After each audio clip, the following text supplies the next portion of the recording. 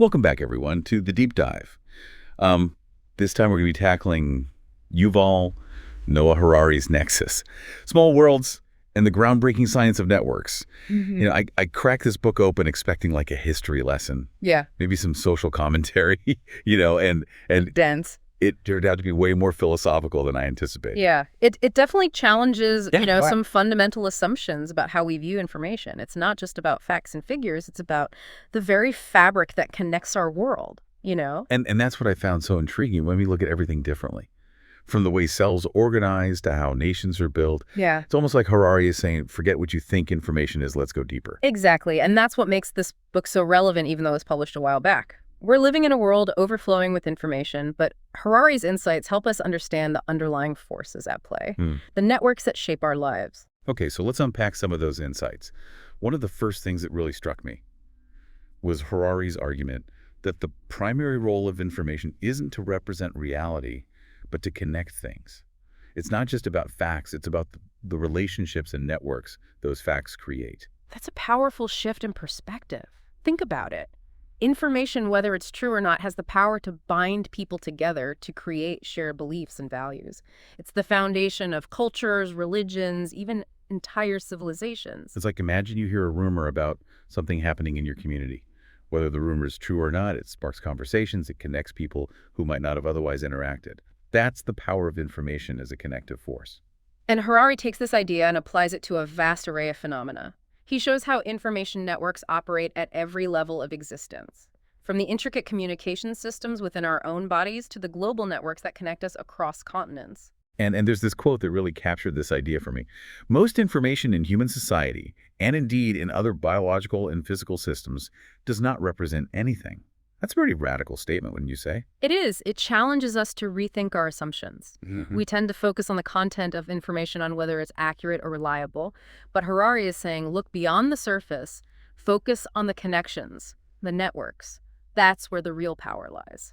And speaking of powerful networks, Harari makes a fascinating argument about the role of stories as the original information technology. It's not just about cave paintings and campfire tales, it's about the fundamental human capacity to create and share narratives that bind us together. We often think of stories as entertainment as a way to escape reality, but Harari shows how they've played a vital role in our evolution as a species. Stories allow us to transmit knowledge, to build shared identities, to inspire action on a scale that's simply not possible for any other animal. And it's not just about factual accuracy. He talks about the story of Sharami, a pigeon who supposedly saved hundreds of American soldiers during World War I by delivering a vital message despite being severely wounded. It's a truly inspiring tale of heroism and sacrifice. Except, as Harari points out, many details of the story are likely embellished, perhaps even fabricated. But here's the thing.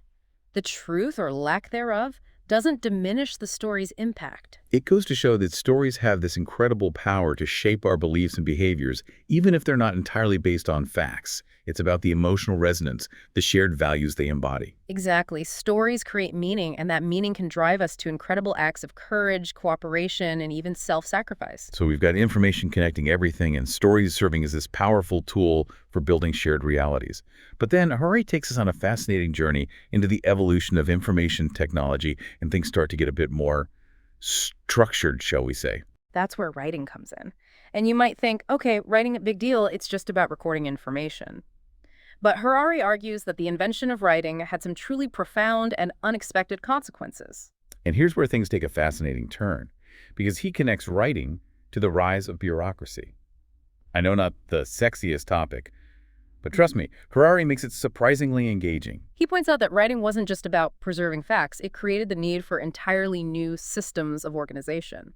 Imagine trying to manage a vast empire without written records, contracts, laws, and administrative procedures. It would be absolute chaos. Exactly. And to illustrate this point, he talks about those ancient tax records on clay tablets from Mesopotamia. Thousands of years old, incredibly detailed. But imagine trying to find a specific record without some sort of system for organizing and categorizing all that information. And that need for organization, driven by the sheer volume of written information, is what gave rise to bureaucracy. It's not just about red tape and tedious paperwork. It's about creating systems for managing complexity, for coordinating large-scale human activities. Okay, so bureaucracy is born from this need to organize information, and it starts dividing the world into categories. Categories that are often arbitrary, as Harari points out. Think about academic disciplines, history, biology, physics. They're all distinct fields of study. But is the world truly divided so neatly? Or is this just a way for us to make sense of a complex reality? It makes you wonder about all the categories we take for granted in our own lives. How we classify species, how governments define citizenship, even how we categorize emotions. Are those based on some fundamental truth? Or are they just constructs that we've created to make sense of the world? It's a thought-provoking question, isn't it? It is. It challenges us to question our assumptions, to look beyond the surface and consider the underlying structures that shape our understanding of reality. And it leads to a deeper question that Nexus grapples with. Can we trust sources that claim to be infallible? Now that's a question for the ages. And Harari tackles it head-on by comparing religious texts, which often claim to be the absolute truth, with the scientific method. And the crucial distinction he highlights is the concept of self-correction. Science, by its very nature, acknowledges that our understanding of the world is constantly evolving. It actively seeks to disprove its own theories, to refine and update its knowledge based on new evidence. It's like the DSM, the Diagnostic and Statistical Manual of Mental Disorders, which is essentially the psychiatrist's go-to guide for diagnosing mental health conditions. Unlike a religious text, the DSM is constantly being revised, with outdated diagnoses being removed and new ones added based on the latest research. That constant evolution, that willingness to admit when we're wrong and adjust our course is a key hallmark of the scientific method. It doesn't mean science is perfect, of course, but it's designed to be humble, to keep learning and adapting. And that's a stark contrast to many religious texts, which tend to be seen as fixed and unchanging, even when scientific discoveries challenge their claims. And this isn't about saying science is better than religion. It's about recognizing the different ways they approach knowledge and truth. And that kind of brings us to the modern era with, like the explosion of information technology, like the printing press, mass media, and now computers. Nexus kind of takes all these historical threads and asks like this crucial question. How do different political systems handle this information deluge?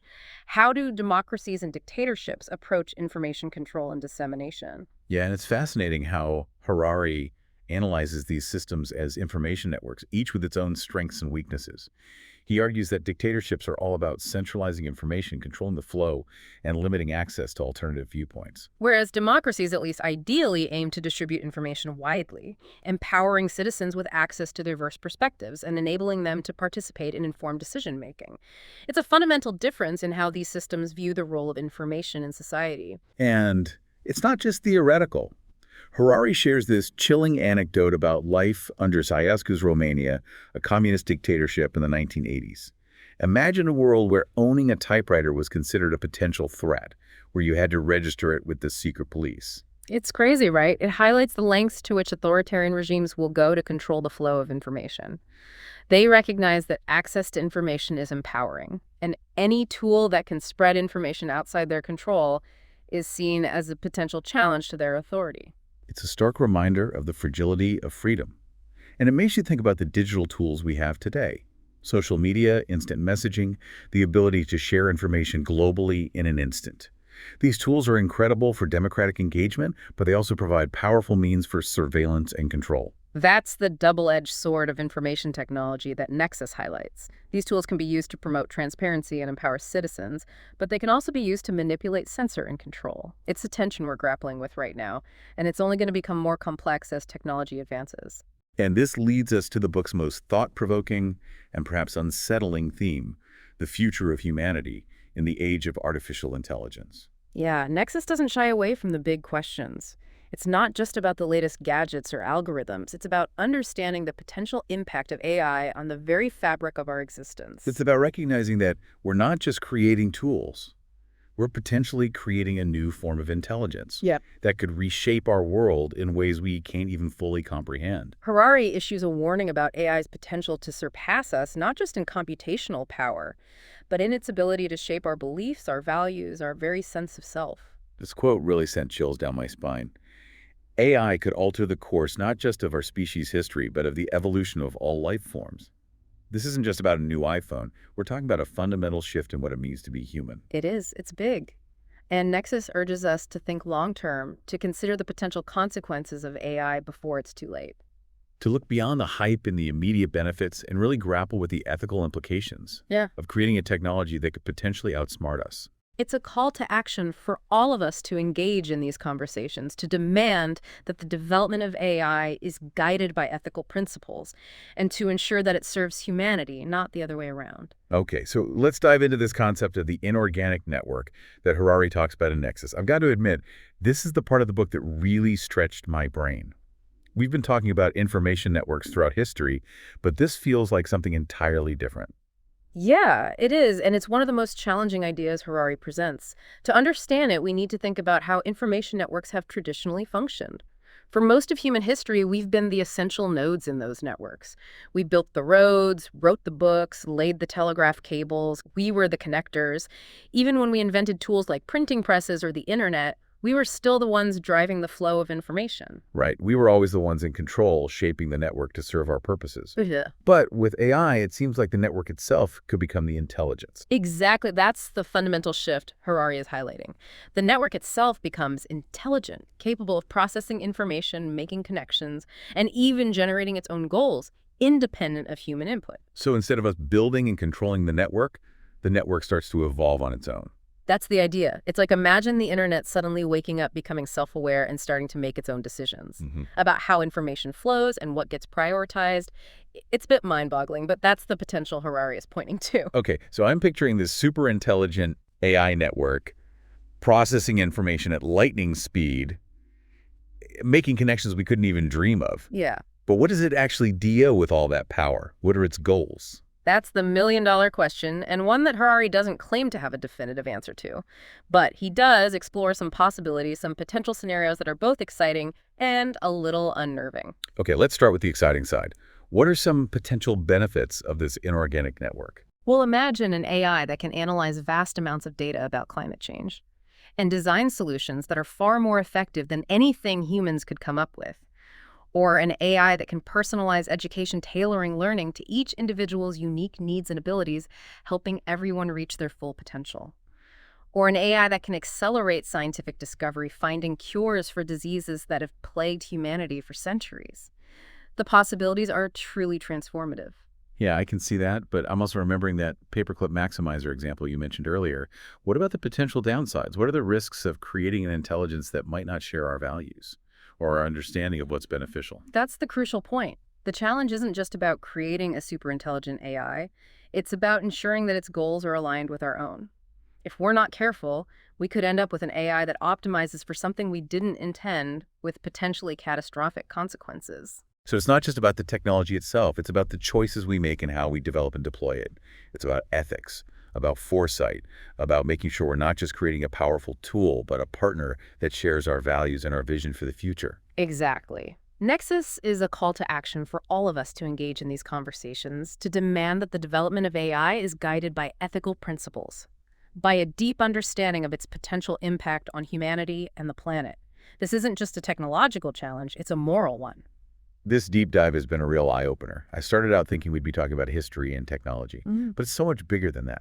It's about understanding the fundamental role of information in shaping our world. And it's about recognizing the choices we face as we enter this new era of artificial intelligence. And those choices will determine the kind of future we create. Will we use this technology to build a more just, equitable, and sustainable world? Or will we repeat the mistakes of the past, allowing power to become concentrated in the hands of a few? The answer, dear listener, lies in the connections we build, the conversations we have, and the actions we take. This has been an incredible deep dive into Nexus. We've only scratched the surface, but hopefully it sparks some new ideas and some important questions for you. Keep thinking, keep exploring, and keep the conversation going. Thanks for joining us, Sam.